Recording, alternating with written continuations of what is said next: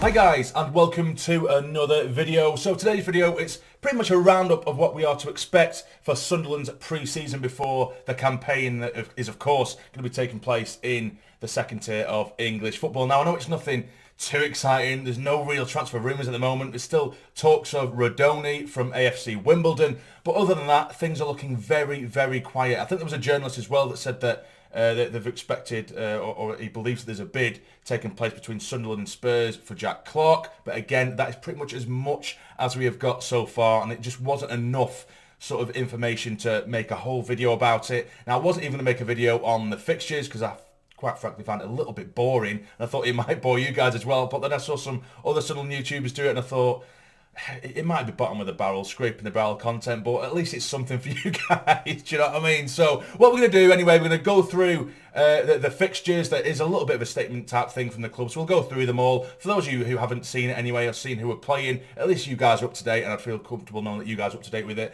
And I'll give you a little bit of an update on little things about surrounding myself as well at the end of the video. But let's get into it, starting off in Portugal. So as you can see, Sunderland AFC's pre-season schedule has now been finalised following the confirmation of a second contest during the first team's training camp in Portugal. The squad recently played two behind closed doors training exercises at the Stadium of Light, testing against Gateshead and Blyth Spartans. Here we run through each of the pre-season matches to be played by Alex Neil's side this month ahead of the club's Sky Bet Championship opener on July the 31st against Coventry City at the Stadium of Light. Now the first game will be against Rangers in Portugal on the 9th of July, Saturday of course, and it is an 8 p.m. kickoff.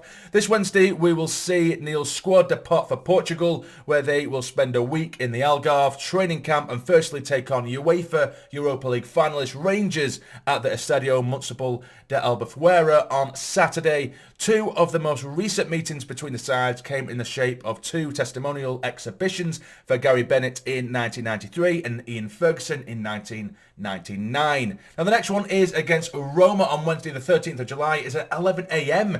kickoff. I mean, thank God I'm not going to Portugal anymore, which I'm going to speak about in a bit, because I don't think I make that an 11 o'clock kickoff in Portugal. There's not a chance in hell. But either way, after the weekend test against Giovanni Van Bronckhorst's Rangers outfit, it's an eagerly anticipated meeting with none other than Jose Mourinho's Roma, who finished 6th in the Italian Serie A last season. The three-time Scudetto champions boast English international players in their ranks, such as Tammy Abraham and Chris Smalling. This match, also at the Estadio Municipal de Albufeira, will be played on the Wednesday morning before the team embark on their return flight to the UK. So then back in the UK, just 3 days later, we do take on Dundee away from home. That is Saturday, July the 16th, 3 p.m. kickoff there. So following the conclusion of the Portugal trip, Neil takes his side north to his native Scotland, where they will take the field at Tannadice Park against Dundee United, overseen by former SAFC manager Jacques.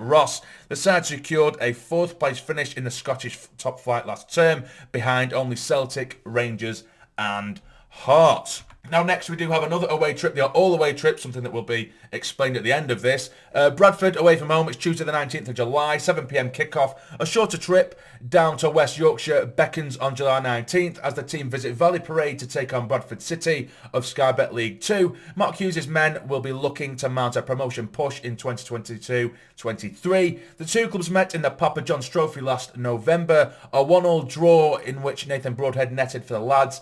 The previous league meeting was on Boxing Day 2018, for which over 46,000 Sunderland fans packed out the Stadium Light for a 1-0 win. Aidan McGeady, the goal scorer. Now, of course, one of my favourite League One away days, Accrington Stanley. Of course, it's almost just such a sweet goodbye to League One, isn't it? My favourite away day, Saturday the 23rd of July, 3 p.m. kickoff. Aki away. A week before the start of the league campaign, the lads head across to Lancashire to take on John Coleman's Accrington Stanley at the Wham Stadium. Sunderland are unbeaten in 8 competitive meetings with League One Stanley, all of which have taken place since 2019 and drew 1-1 at the same ground in January of this year. Now the final of the pre-season friendlies or the finale of the pre-season friendlies is against Hartlepool away from home, Monday the 25th of July. Kick-off 7 p.m. Hartlepool's, not Hartlepoos. How immature of me.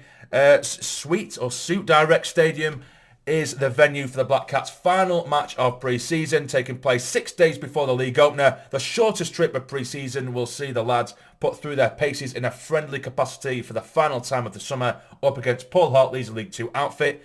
Due to renovation works of the Stadium of Light being completed following the summer concerts, which took place on the pitch surface in June, no home-friendly matches have been arranged this pre-season. Any further pre-season information will be announced on safc.com.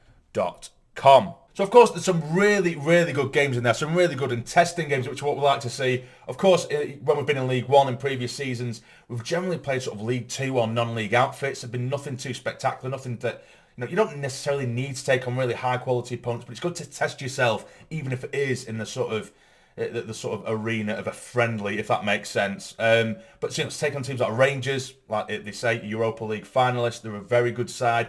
Roma as well, Jose Mourinho against Alex Neil. Who would you prefer? Alex Neil. But obviously, it's a really, really good test. It's a cracking test out in Portugal. And as I say, I was on the fence and literally so close to going out there. But, due to unforeseen circumstances, I'm not going anymore. But I am actually this weekend going to be up in Sunderland for the weekend.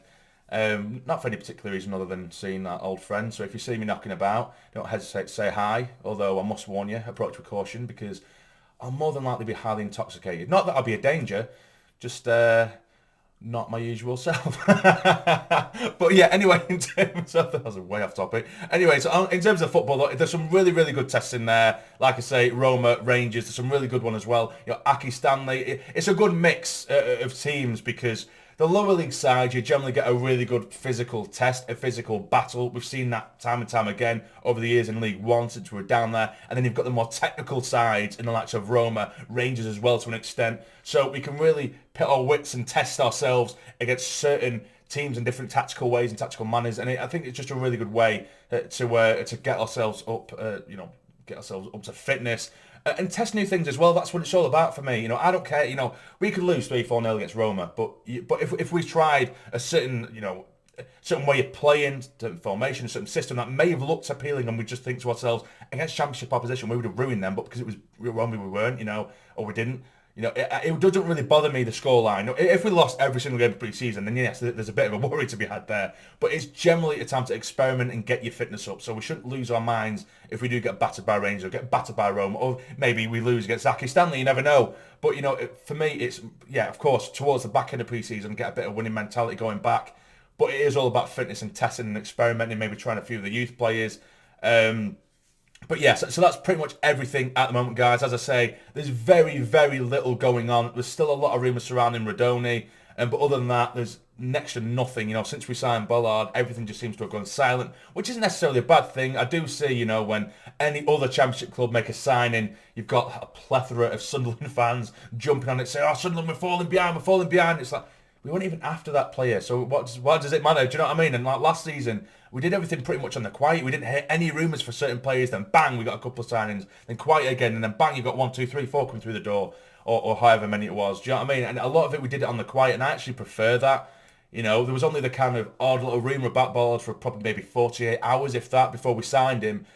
So no news isn't necessarily bad news this time around. But either way, guys, so what do you guys think of pre-season? Do you take it too seriously? Are you bothered if, we pick up some defeats in there? Or is it, a bit like me? Is it more just to see a bit of experimental work, new systems maybe, see that some of the youth who are coming through, who Alex Neil might have taken an interest in? You've got the likes, of Diamond, who's come back, and it's going to be a massive season for him. If he impresses, will he worm his way into the squad? Things like that, do you know what I mean? So let me know what you think of pre-season in the comments down below. Again, there's very little else to report, so I do apologise for that. And if you found this boring, I do apologise. But yeah, so I won't be reporting on anything this weekend. I'm going away to Sunderland on the Friday, and I'm not returning home until Monday. So yeah, there'll be nothing on the channel over the weekend, despite there being a game in Rangers. Against Rangers, should I say. But yeah, I'm just taking a break for myself, because although I said after the season finished I'm going to take a break, I think I was back making videos like 4 days later, so haven't really given myself a chance to just settle down. But yeah, anyway, if you have enjoyed, hit the like button and subscribe. We are, I think, just over 100 subscribers away from 15k. If you haven't subscribed already, please do. But for now, take care and stay jamming.